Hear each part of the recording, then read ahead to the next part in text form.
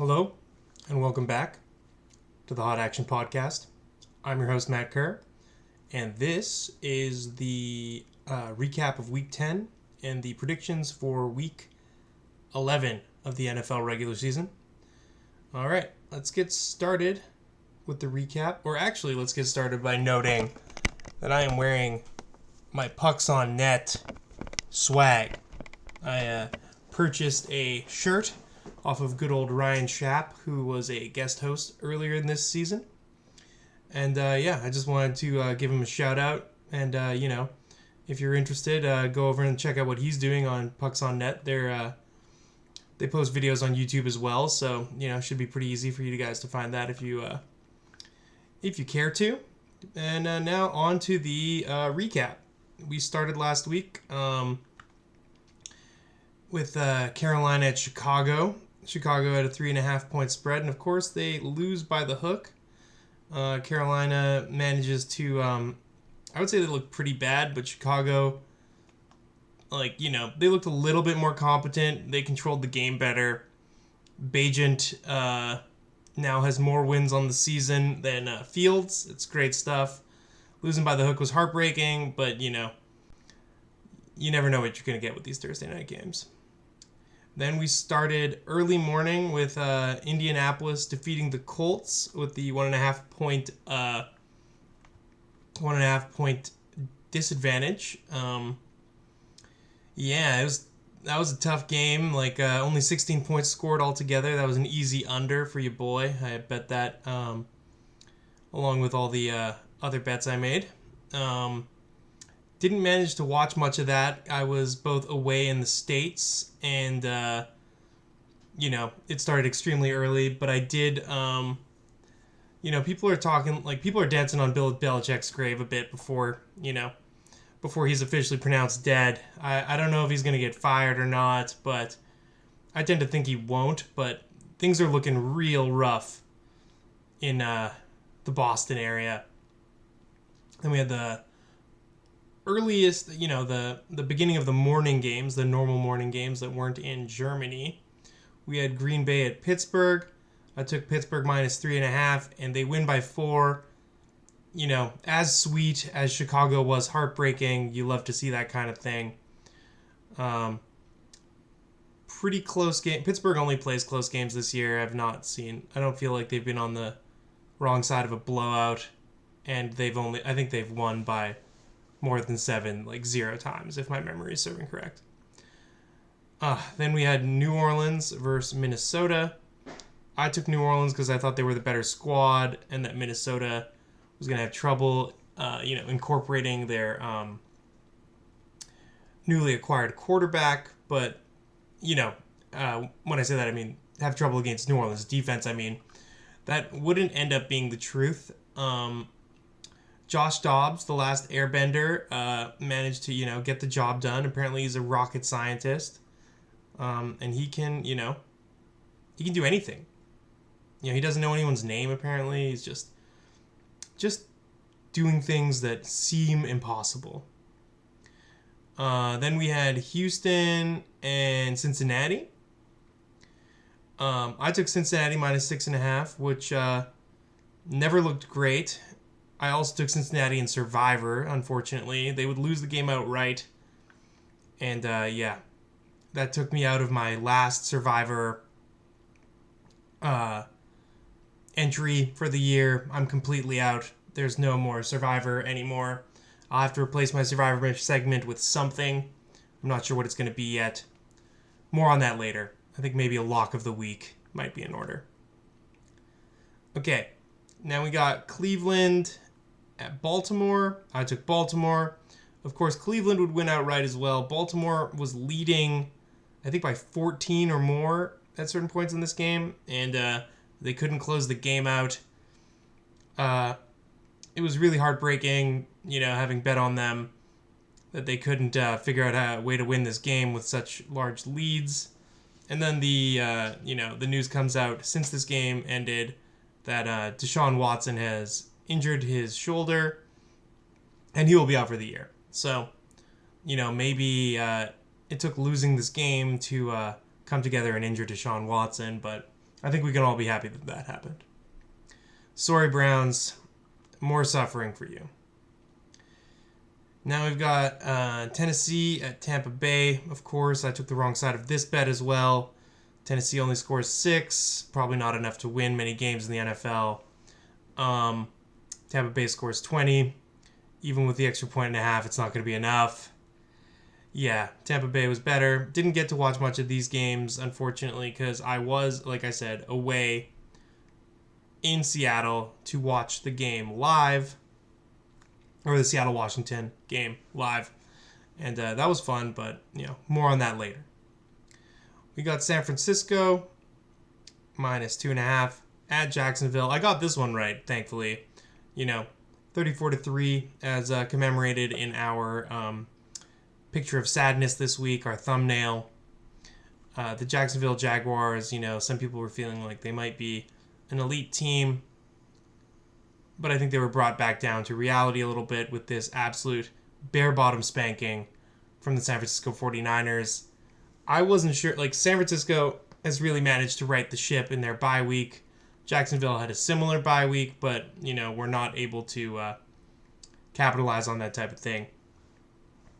I put San Francisco back on the I'm scared of these guys list.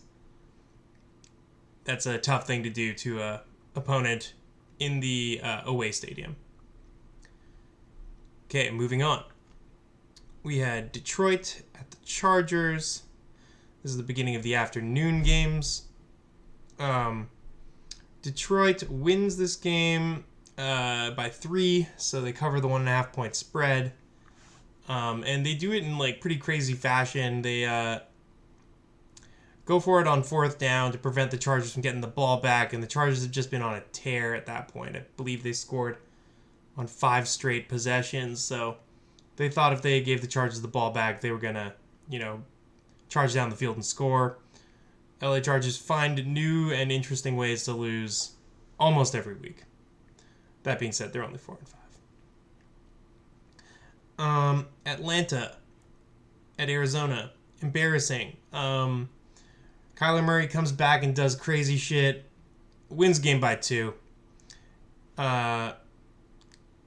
Having picked Atlanta minus half point was upsetting to me. That's all I have to say on that. Then the game I actually attended this week. Washington at Seattle. Could have got 6.5 points betting on Washington. And it was kind of difficult to watch at the end there. Seattle was up 7 with only a few minutes left. I think 2-minute drill kind of scenario, if I remember correctly. Washington scores a pretty freaky touchdown to tie the game with less than a minute left on the clock, if I remember correctly. Seattle marched down the field and score a last-second field goal to win the game by 3. The cover is blown, but as a Seattle fan, got to be happy. But as a bettor, I continue to not be able to bet on Seattle. I think I'm just going to take the points or bet against Seattle for the rest of the year. I don't know. I'm down bad. I don't know what to do. Then we've got Giants at Dallas. This was the easiest 16.5 point line I've ever seen. I took Dallas pretty confidently. And they got the job done. They could have had another, 14. They could have had another couple touchdowns on that line and they still would have covered. So that wasn't too tough. Then we took Las Vegas plus points. The idea that the Jets were a favorite away anywhere was kind of confusing to me. That worked out. That worked out. In the final game of the week, I took Buffalo minus 7.5. They would lose this game outright. I would have done a lot better this week if I had taken some more dogs. A lot of dogs actually came out and won the games, not just the cover. So, that's how things go sometimes. Whatever. We're moving on to week 11. I went 6-8. Not great. I am slowly losing ground in my Pick'em league. We need to make up for it right now. So, what are we going to do here? Thursday night. Quite a good game, actually. We got Cincinnati at Baltimore. Baltimore's laying 3.5 points. I might be dumb. But I'm taking the home team. Actually, no. We got primetime game, divisional game. You're taking the points. I could easily see this being very tight. But I don't know. This Baltimore team kicks ass. Anything could happen. I'll take points. That's it's tough, but that's what we're gonna do. Okay, Dallas at Carolina, Sunday morning. Not in some other country. It's in America. It's in Carolina. I will be taking Dallas minus 10.5. I don't think Carolina is gonna put up much of a fight. Dallas seems to be kind of a bully team. Smoke bad teams. Play close with good teams. Let's bet on the bullies. Okay, now we got Pittsburgh at Cleveland. Now, again, I kind of think that, this is a divisional game. Pittsburgh's playing pretty well so far this year. Cleveland's defense is extremely stifling. That being said, I believe they are bringing back Dorian Thompson-Robinson or PJ Walker would be the other option, I believe, for Cleveland. Either way, I'll be taking the team that I believe is better coached, better quarterbacked, and getting points. That's Pittsburgh. All right. Now we've got Chicago at Detroit. This is a pretty big line for a divisional match with my guy, Bagent Orange. I don't know. It's a lot of points to be given up for Detroit, but Detroit has been smoking people. I think I'll take the home team, or I don't know, that's a lot of points. I'm taking Detroit. Then we got Arizona plus 4.5 at Houston minus 4.5. Houston, I've been on the wrong side of a lot, unfortunately. They are absolutely smoking fools. And I think they're going to come out and do that to Arizona too.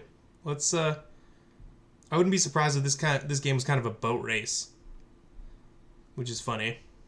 Not something I would have thought I was saying the beginning of the season, but here we are.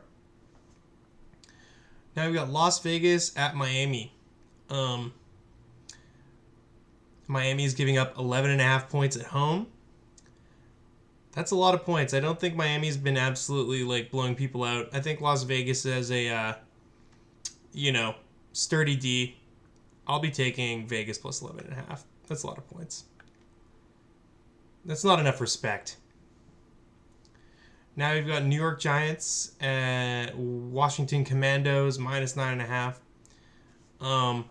I didn't take the Commanders as a dog last week and it bit me. This Giants team is horrendous. Washington, I believe, Sam Howell is second in yards gained. And, the Giants have traded pass rushers away. I'm going to take Washington. I might regret it, but I'm taking Washington. Then we got the Chargers minus 3.5 at Green Bay plus 3.5 at home. Unusual for me, but I think I'll be taking the Chargers here. Am I crazy? Yeah, we'll be taking the Chargers. I don't like this Green Bay team much this year. And they don't seem well organized. They need to really pull it together if they have any hope of doing anything this year. We'll see if they can get right against the Chargers, but I'm betting against it. Then we've got Jacksonville and Tennessee. Jacksonville at home. Tennessee getting 6.5 points. I'm taking Tennessee. Divisional game, big spread. I'll take Tennessee. Now we've got a big old line here. Tampa Bay plus 11.5 at San Francisco. I'll be taking all these points. 11.5 points is a lot. I think Tampa, can move the ball. Their defense can make plays. San Francisco is the juggernaut, but I think, 11.5. They're just giving away a lot of points this week. I don't want to be on the wrong side of too many of these, but, We'll see if there's blowouts. Blowouts aren't as common in the NFL as like the lines would make you feel like. I don't know. It's tough. Buffalo -6.5 at home. Sorry, I'm taking the Jets. This Buffalo team can win games, but they aren't covering against like anybody. Again, divisional game. Jets are going to be flying all over the place. They're going to be trying to make plays. Oh man, this is tough. Seattle at the Rams. I said I wanted to take points. I did not realize this is a half a point spread, so you're basically just betting on who's going to win the game. I'm taking Seattle. I think the Rams are in trouble. They are kind of scraping the bottom of the barrel when it comes to finding guys to play on their roster. They brought back Matt Stafford, and the news story I read said he could throw. That doesn't seem to be a ringing endorsement to me, but take that for what it's worth.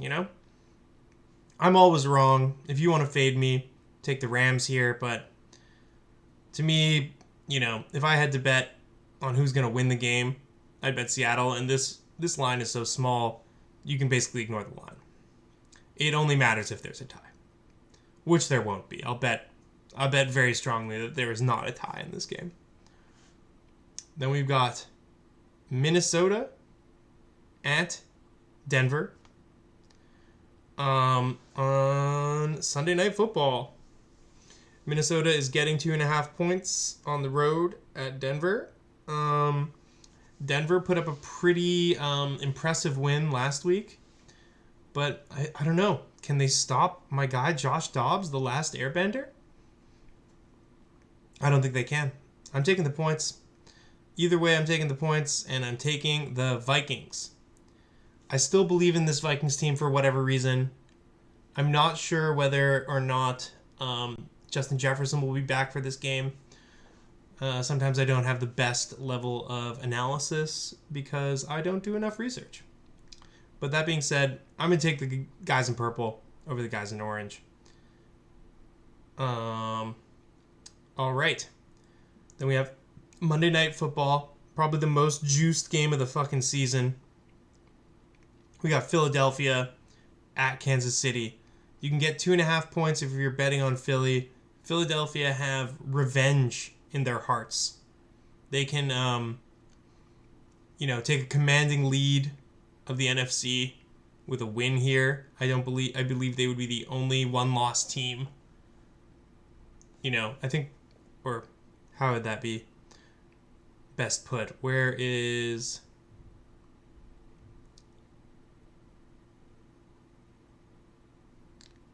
San Francisco has 3 losses, so that's I believe that San Francisco would be in second place right now in the NFC. So coming out to 9-1 would be pretty huge for Philadelphia. Kansas City has for a 7-2 team. I don't know why they haven't really impressed me yet, which is I don't know, sounds kind of crazy to say, but I don't know. We're betting with the point spread here. I'll take Philadelphia and see how that goes.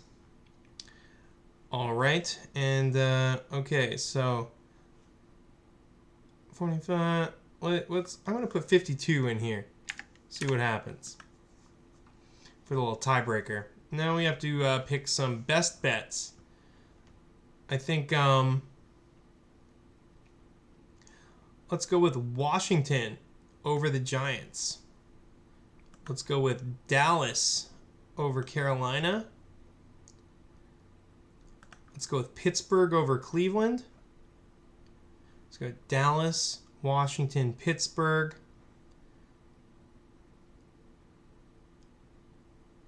Let's go with Seattle and Tampa.